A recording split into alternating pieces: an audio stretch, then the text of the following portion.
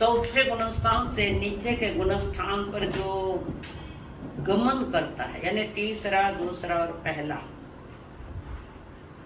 तो तीसरे में आवे तो वो मिश्र गुणस्थान है। पहले की सत्ता में जो मिथ्या तो पड़ा था, दबाता गया ना उसके आत्मा के प्रदेशों पर, सत्ता यानी आत्म प्रदेशों पर मिथ्यात्व के कण पड़े हुए, मिथ्यात्व के कण दबाए, तो वो उदय में, उसका काल समय पूरा हुआ तो एक तो वो उदय में आया और ये ऊपर से संकेत लेता हुआ आया है।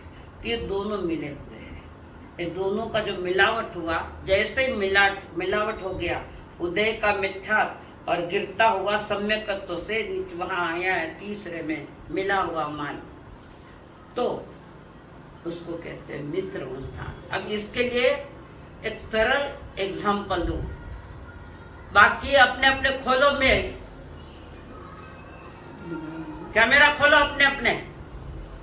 सोनल, नहीं तो प्रश्न नहीं मिलेंगे आपको, एक भी प्रश्न पूछूंगी नहीं। अब इसके लिए मैं उदाहरण दे रही हूँ। नीचे का तो है मिथ्यात्व का उदय, जो सत्ता में पड़ा था, यानी आत्मा प्रदेशों पर जो मिथ्यात्व पड़ा था। ध्यान से सुनो, उदाहरण बहुत सादा दे रही हूँ। और ऊपर से गिरता हुआ संकित से नीचे आ रहा है, तो इन दोनों का मिलन तीसरे गुणस्थान में आता है, इसलिए उसको मिश्र गुणस्थान कहते हैं। जैसे कोई ग्वाला भैंस का या गाय का दूध निकाल रहा है और घड़े में थोड़ा पानी रखा है, चरू में नीचे पानी है, चरू में पानी है और ऊपर से धार निकालता है।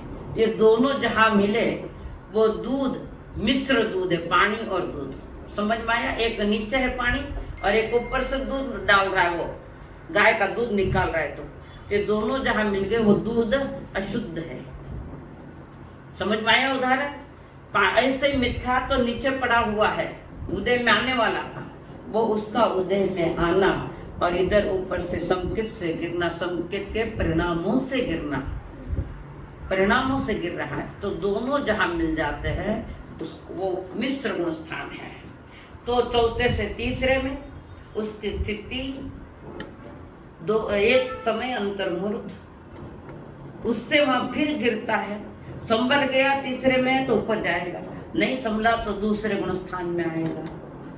दूसरे गुणस्थान में संभलने का कोई अवसर नहीं है, कारण समय भी थोड़ा वहां अवसर में अनंतानुबंधी चौकड़ी का उदय कुछ समय 6 अवलिका के भीतर वो मिथ्या तो उदय में आने वाला है, तो वो जीव पुनः दूसरे से पहले में आता है। ये नीचे का गमन, और ऊपर जावे तो आगमन कहाँ से होता है कि जिसके सम्यक मिथ्यात्व के आदि है, अनादि मिथ्या जीव शुद्ध आत्मा के ऐसे से मिथ्यात्व गुणस्थान से सीधे चौथे गुणस्थान में आवे। शुरू में मैंने बताया था कि जीव जब पहली बार गुण सम्यक दर्शन पाता है, पहले 5 वाला भी क्यों, तो पहले से सीधा चौथे में आता है, बीच में नहीं, ये इस क्रम से नहीं आता है कि पहले से दूसरा, दूसरा से तीसरा, तीसरा से चौथा, ऐसा नहीं है। पहले से सीधा चौथा लिखता है, फिर गिरते गिरते वो सम्यक दर्शन और वो पड़ा हुआ मिथ्या, तो दोनों मिलते हैं तो तीसरे में। पर तीसरे गुणस्थान में अगर कदाच संभल जाओ तो वापस चौथे में जा सकता है, नहीं संभले तो दूसरा, दूसरे से पहला। अच्छा, कोई 7 प्रकृति वाला है, मैंने एक बार सम्यक दर्शन पाकर नीचे आया है, तो गिरते हुए उसके पास सम्यक दर्शन पाया है, तो 7 प्रकृतियों को दबाया है, अनंतानुबंधी चौकड़ी और दर्शन से संभल गया तो आगे चलेगा। कहाँ पर? 5वें में आगे आगे चलता जाए, 5 से आगे जाता जाए, नहीं संभला तो पुनः नीचे आएगा।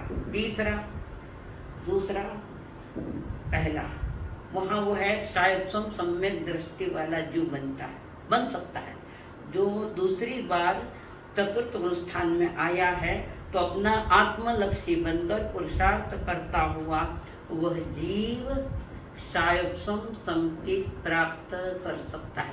यानी आत्मा में पड़े कर्मों के जो जत्थे के जत्थे या समूह पड़े हैं, कुछ समूह में से कुछ निकाला है, क्षय कर दिया, समूह में से कुछ कर्मों की प्रकृतियों को दबाया है और एक का उदय है किसमें, शायद सम संकेत में। ये शायद सम संकेत वाला चढ़े तो 7वें गुण स्थान तक, आगे शायद सम संकेत वाला नहीं चढ़ सकता, कारण वो श्रेणी के गुण स्थान है और शायद सम संकेत ये अशुद्ध गुण स्थान है और अशुद्ध संकेत है ये शायद सम। हाँ, तो यहाँ ये फरमा रहे हैं मिश्र गुण स्थानवर्ती जीवों का भी शुद्ध, अगर तीसरे गुण स्थान वाला जीव है और प्रबल पुरुषार्थ पुनः कर रहा है शुद्ध संकेत पाने का, तो आत्मा के लक्ष्य से या निज आत्मा के आश्रय से चतुर्थ गुण स्थान में आगमन कर सकता है। कौन, तीसरा गुण स्थान वाला जो गिरकर तीसरे में आया है और संभल गया तो पुनः चौथे में आ सकता है। जैसे कोई सीढ़ियों पर से हम नीचे गिर रहे हैं और अचानक किसी ने पकड़ लिया या तुमने किसी का सहारा लेकर रख गए और पुनः ऊपर चढ़ गए, पुनः सीढ़ी से ऊपर चढ़ और सीढ़ियों से नहीं संभले तो नीचे आएगा, ठीक प्लेटफॉर्म पर। 5 या ये चौथा गुण स्थान वाला जीव आगे अगर गमन करे तो 5वें गुण स्थान वाले जीवों का अपना पुरुषार्थ की हीनता से, अब 5 वाला चौथे में आ सकता है, पुरुषार्थ की हीनता गिरता हुआ, यानी व्रत कर सब खत्म कर दिए, चौथे गुण स्थान में आना संभव है, आएगा, नियम नहीं है।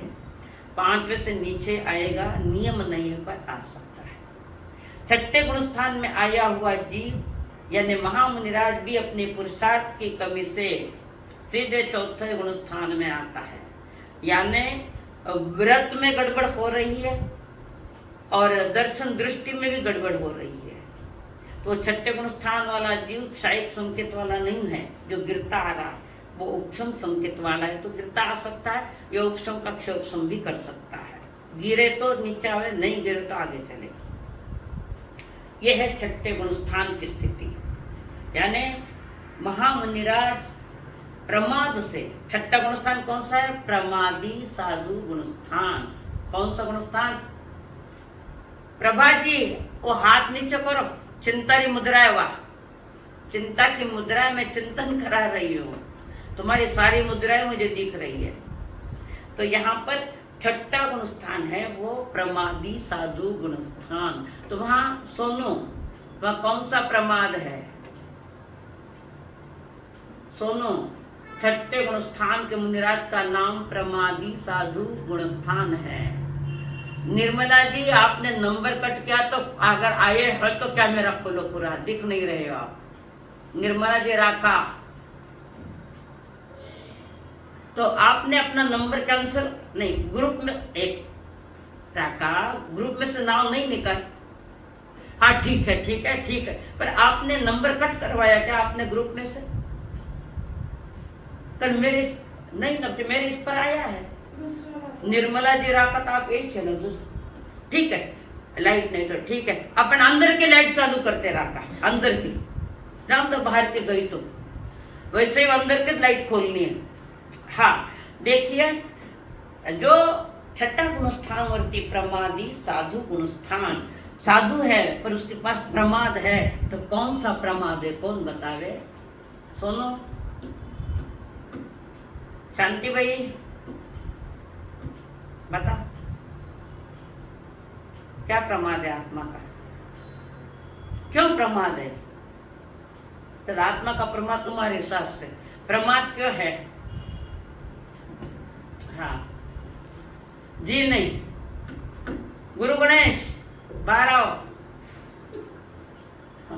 बोलो कौन सा प्रमाद है, सपना बोलो बेटा कौन सा प्रमाद है वहां, पहले तो प्रमाद की ना ना ना ना ना ना नहीं, मिथ्यात्व में नहीं, 6ठा गुण स्थान वाला मिथ्यात्व कहां से आएगा। अब बता, 1 मिनट प्रमाद का अर्थ क्या है, पहले ये 1 मिनट प्रमाद का अर्थ बताओ जी नहीं, वो प्रमाद 5 है, मुनिराज के पास कौन सा प्रमाद है, प्रमाद का अर्थ कोठारी, शोभा जी कोठारी, प्रमाद का अर्थ, हाँ बोलो कोठारी, 1 मिनट सपना, 1 मिनट रुक बेटा, हाँ बोलो सा, नासिक रोड, हाँ हाँ बोलो बोलो, हाँ सर फरमा। राइट, गीत बनाते हैं, गीत गाते हैं, अध्याय कराते हैं, पढ़ाई कराते हैं, तो जिसको व्याख्यान सुनाते हैं तो वो पर लक्ष्य में गया कि नहीं गया? सोनो, व्याख्यान देते तो सो का लक्ष्य छुटा कि नहीं उनका? जब वाक्य सपना सपना समझ में आ रहा है? मुनिराज जब व्याख्यान देते हैं, किसी को पढ़ाते हैं, किताबें लिखते हैं, चौपियां लिखते हैं, गीत लिखते हैं, गीत गाते हैं, तो वो आत्मलक्ष्य नहीं है उस समय। समझ में आ रहा है? उस समय वे मुनिराज आत्मलक्ष्य नहीं, पर लक्ष्य, कारण व्याख्यान पर को सुनाया जाता है, खुद क्या सुनेगा? जब आत्मलक्ष्य प्रमाद यानी आत्मा के प्रति बेपरवाही है अभी उनके पास, कारण वे औरों को कुछ सुनाते हैं, व्याख्यान सुनाओ, गीत बनाओ, चौपिया लिखो, चौपिया सुनाते, आप जैसों से बातें करते, मेरे जैसा बात नहीं करते। समझ में आई? तो आत्म लक्ष्य छूटकर बाहर में है, भले मुनिराज है पर बाहर में है, बाह्य लक्ष्य, इसलिए वो उनका प्रमाद है। आत्म लक्ष्य में आत्मा के प्रति उस समय बेपरवाही है। समझ में आई बात? समझ में आई रहता? जो भी मुनिराज छठे गुण स्थान पर सारी क्रियाएं बाह्य की चल रही है, तो आत्म लक्ष्य उस समय नहीं है। और आत्म लक्ष्य कब बनेंगे? कि अप्रमादी साधु गुण स्थान। तुम्हारी लाइट आई ना, हमारी लाइट गई।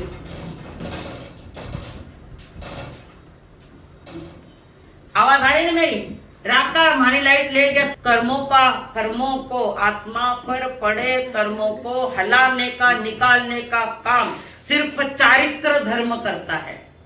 दर्शन दिखाता है, ज्ञान बताता है, जानकारी देता है।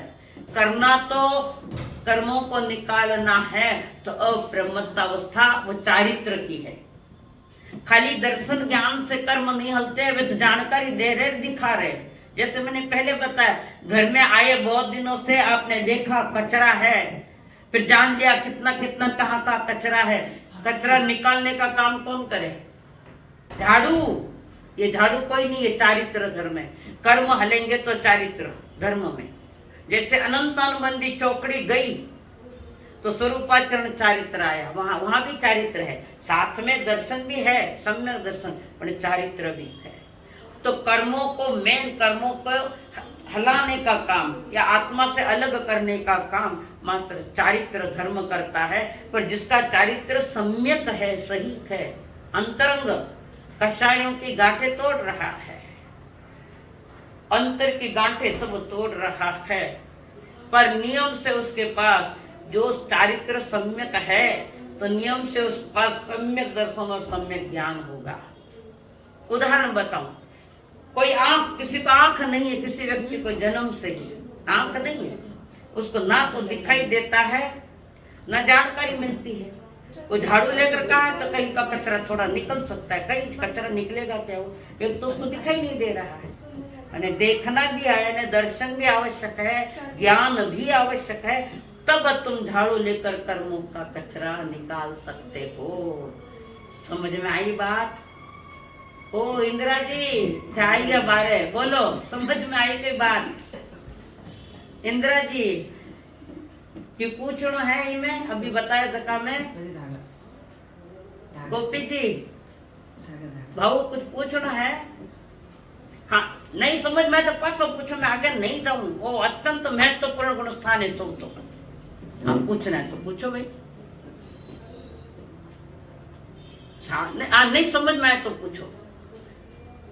अशोक भाई एक दिन बोलो। हाँ बोलो। कोठारी, हाँ बोलो कोठारी। हाँ कोठारी बोल। हाँ हाँ, तो अपना खुदरा वास्ते कहिए, ज्ञान बांटे है पर पुण्य बंद है, वो पुण्य बंद है, मोक्ष मार्ग नहीं, पुण्य बंद। दूसरा कल्याण में जावे तो खुदरो पुण्य बंद करे, और आत्मलक्ष्य बनकर क्रिया करे तो वो शुद्ध बने। पाप पुण्य से अलग हो, पाप शुद्ध अलग, पर पुण्य भी पीछे हो जाता है और शुद्ध आगे चलता है। देखो बहिर्लक्षी और अंतर्लक्षी। बहिर्लक्षी में व्याख्यान, गीत, चौपाया, बातें आदि सब आ गई उसमें, सिखाना, पढ़ाना, लिखाना सब आ गया उसमें, दीक्षाएं देना, ये भी परलक्षी है। तो वो प्रमाद है। और जो एक मिनट, और जो आत्म लक्ष्य होगा वो पुण्य के पीछे नहीं होगा, पुण्य उसके पीछे होगा, ये शुद्ध लक्ष्य होकर जाएगा। कहाँ से? सप्तम गुण स्थान से। आया ध्यान में? हाँ बोलो, अबे बोलो। हाँ सा, हाँ बोलो, हाँ बोलो बेटा बोलो। हाँ, एक दिन बोलो। आप थोड़ा रुको, मंगला जी रुको 2 मिनट। मंगला जी तो हाँ बोलो सा, बोल सपना। हाँ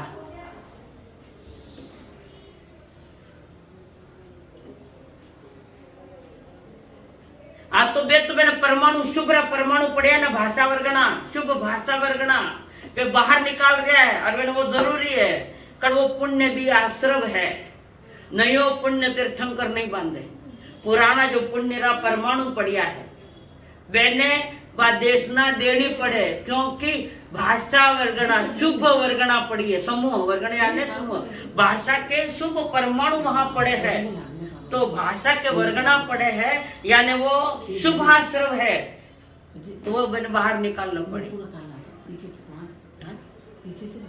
वो जो मोहनीय कर्म की 21 प्रकृतियां जो है, शायद संकेतियां 21 प्रकृतियां, उन 21 प्रकृतियों को पुनः दबाता दबाता दबाता जा रहा है। कैसा दबाता जा रहा है? कौन सी? पहले अप्रत्यक्ष करने को दबाएगा, पुनः प्रत्यक्ष करने को दबाएगा, पुनः अपने संजनों को दबाएगा, पुनः नौ कषायों को दबाता जाता हुआ वो 11वें गुण स्थान में जाएगा।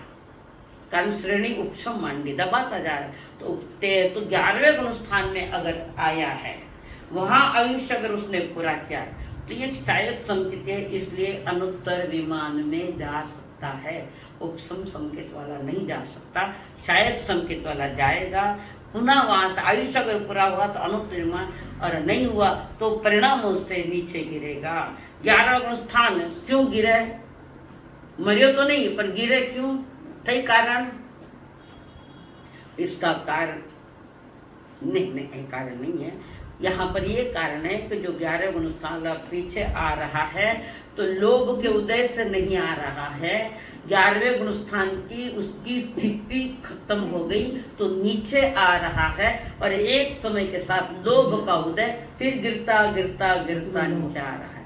ज्यादा से ज्यादा आएगा तो 4थे गुण स्थान में है, शायद संकेत है। अरे पुनः कदा श्रेणी मान लेवे और क्षय करता हुआ गया तो 11वें गुण स्थान में नहीं जाकर 10वें से सीधा 12वें, और 12वें में कुछ समय रहता हुआ 13वें में जाएगा। इसकी मैं आपको ये निकाल के भेजूंगी, फोटो भी भेज दूंगी, डायग्राम करके थोड़ी ध्यान में आ जाएगा आपके। अभी तो खाली जानकारी दो, अपना विषय चल रहा है 4थे गुण स्थान का, तो इस गुण स्थान में मरण हो जाए तो सीधे 4थे गुण स्थान में आवे, कारण वो 11वां गुण स्थान था, चारित्र मोह की प्रकृतियां उदय में है, तो पुनः 4थे गुण स्थान में आकर स्थिर हो गए, अर्थात मरण के अंत समय परंतु तो श्रेणी का वही गुण स्थान है। कौन सा? 11वां। पर जैसे गिरा सर्किट भी 4थे गुण स्थान, माता खराब नहीं, सहज नहीं है ना, सहज नहीं है ना। हाँ सहज है।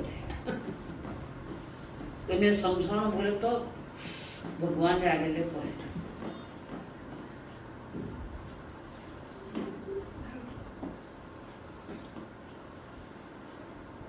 उसका दो पुड़िया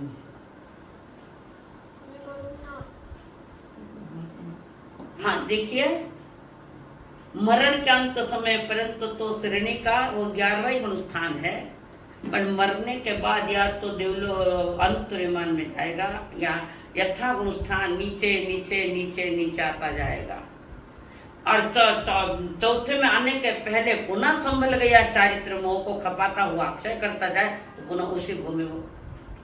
हाँ सर बोलो, क्या पूछना है?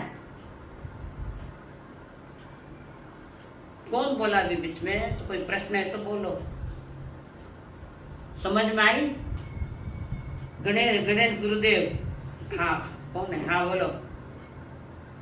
हाँ सर, प्रमाद रहित। नहीं की ओर इशारा करता है। शब्द किसकी ओर इशारा कर रहा है? नहीं। ये सुवर्णा जी गांधी कब जुड़े आप? इस क्लास में कब जुड़े हैं? पर दिखाई तो नहीं दिए मैं।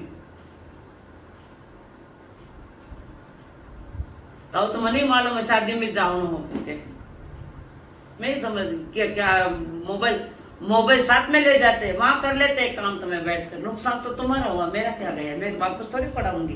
सपना समझ में आ रहा बेटा? कठिन फरमाओ फरमाओ।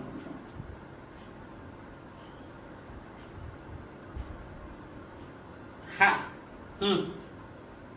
हाँ 5 और नंबर 90 पेज। हाँ फरमा।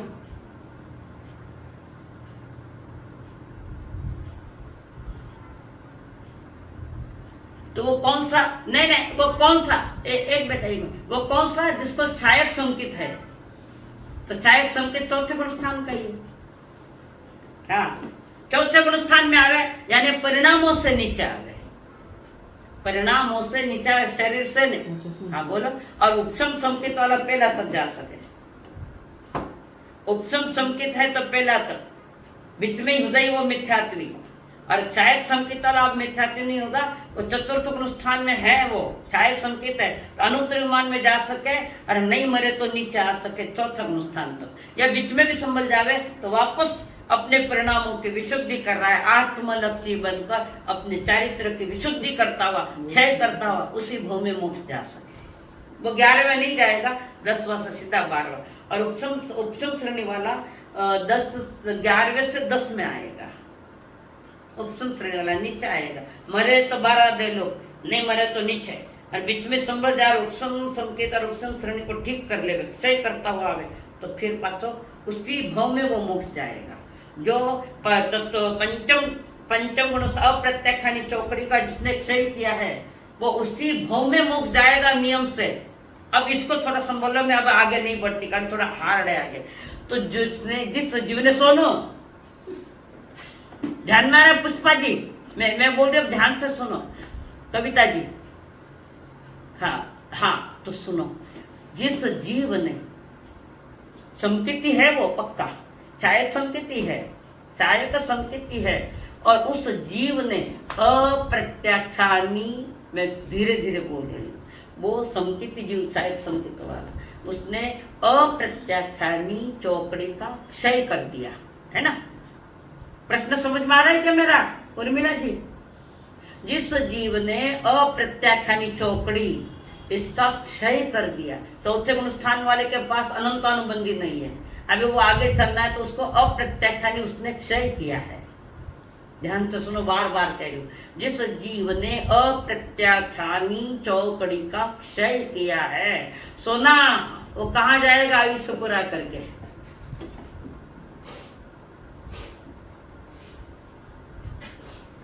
बराबर है। और कौन बोले, कौन किसका क्या मत है?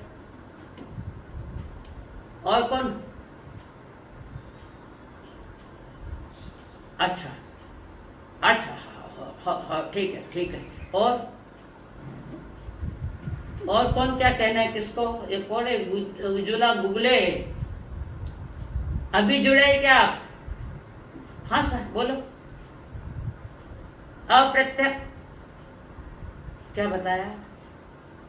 तो कहीं करो मत है। जी नहीं। हाँ शांतिलाल सा, हाँ बोलो, कौन बोल रहा है? हाँ बोलो गुगले, उज्ज्वला जी गुगले, टाइम। धन्यवाद है खाने भी। अप्रत्याख्या, अब ध्यान से सुनो, बारीक है इसका उत्तर। अप्रत्याख्यानी चौकड़ी का जिसने क्षय किया है, सोनू अगर देवलोक में जाओ तो पास अप्रत्याख्यानी रथ उदय है, उठकटे व्रत है। ध्यान से चिंतन करो, बारीक चीज है। जो आप लोग जो कह रहे हैं कि जिसने अप्रत्याख्यानी चौकड़ी का, सपना समझ में आया ना बेटा? अप्रत्याख्यानी चौकड़ी का जिसने क्षय किया है, वो कहते देवलोक में जाए, तो मनुष्य में आवे कि तिरिंच में जाए, तो जन्म तो उसके पास व्रत है क्या? जन्म तो इनके पास व्रत है क्या? फिर अप्रत्याख्यानी चौकड़ी का क्षय कहाँ हुआ? फिर अगर वो इन 3 गतियों में जावे वो मनुष्य, तो अप्रत्याख्यानी चौकड़ी का क्षय नहीं हुआ है वहां। पर जो जीव, अब ध्यान लगाकर, जो जीव मंगला जी समझ में आ रही हो क्या? मंगला जी, जिसने, शांतिलाल साहब, जिसने अप्रत्याख्यानी चौकड़ी का क्षय किया है नियम से, वो आगे प्रत्याख्यानी चौकड़ी का क्षय करेगा, संजलन का क्षय करेगा, नौ कषाय का क्षय करेगा, और आगे जाकर उसी भव में मोक्ष पाएगा। वो जिसने अप्रत्याख्यानी चौकड़ी, अनंता बंधु के लिए नहीं है, अप्रत्याख्यानी चौकड़ी का जिसने खत्म ही कर दिया है, तो वो 3 गतियों में कैसे जा सकता है? कारण जन्म से तो कोई प्रत्याख्यानी है ही नहीं है। बात समझ में आ रही है? जन्म से है क्या देवलोक वाले? उनके पास व्रत है क्या? पर तुमने अप्रत्याख्यानी चौकड़ी का क्षय कर दिया है, तो पचे वहां कैसे गया देवलोक में? वहां तो जन्म से ही अप्रत्याख है। मनुष्य में भी गया तो जन्म से ही अवृत्ति है, नरक में भी गया अवृत्ति, तिरंज में गया तो भी अवृत्ति है, फिर अप्रत्याख्यानी चौकड़ी का क्षय कहाँ हुआ? तो एक बात ध्यान रखो पुष्पा जी, कविता जी, अप्रत्याख्यानी चौकड़ी का जिसने क्षय किया है, वो नियम से भजना नहीं, नियम से आगे प्रत्याख्यानी चौकड़ी, संजनन की चौकड़ी, नौ कषाय, इन सभी का क्षय करता हुआ उसी भग में मोक्ष जाएगा। समझ में आई बात? थोड़ी बारीक है पर समझ में आई। शांति भैया, शांति भैया, समझ में आई? थोड़ी बारीक चीज है, सबको सपना समझ में आया ना? किसके समझ में नहीं आया मैं वापस बता, कारण थोड़ी बारीक चीज है। हाँ, जिस जीव ने अप्रत्याख्यानी चौकड़ी का, क्रोध मान माया लोभ का क्षय कर दिया है, खत्म कर दिया, वो नियम से अगली चौकड़ियों को भी खत्म करेगा। प्रत्याख्यान की चौकड़ी, संजनन की चौकड़ी, नौ कषाय की चौकड़ी, इन प्रकृतियों का नियम से, 21 प्रकृतियां, 7 तो पहले गई थी अनंतानुबंधी में, अब इसने अप्रत्याख्यानी चौकड़ी का क्षय किया है, 21 प्रकृतियां खत्म करता जा रहा है, नष्ट करता जा रहा है महामोहियों का रूप, तो उसी भव में वो मोक्ष जाएगा। अन्य गति में जावे तो उसने अप्रत्याख्यानी चौकड़ी का क्षय कहाँ किया? फिर कारण जन्म से कोई भी वृत्ति नहीं है, कोई भी नहीं है, ना देवता नारिक का विषय तो है ही नहीं। मनुष्य भी जन्म से कोई वृत्ति थोड़ी है, कैसे जाएगा मनुष्य में? अप्रत्याख्यानी चौकड़ी जिसकी खत्म हो गई, वो नियम से अगली चौकड़ियों को खत्म करता हुआ, नष्ट करता हुआ मोक्ष जाएगा। इति अलम। बहुत बहुत धन्यवाद। सब कुछ पूछो तो 5 मिनट टाइम दो, नहीं समझ में आया तो फिर बताऊं। हाँ सर, हाँ बोल।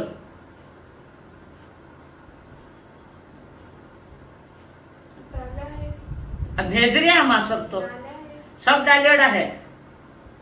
अगर 2 दिन क्लासेस नहीं हुए तो कहीं लो, सब्सक्राइब करो भी नहीं तो खाली सब आ गए, सब जना सब्सक्राइब करो तो अपने आप आ जाएगी कंटेंट।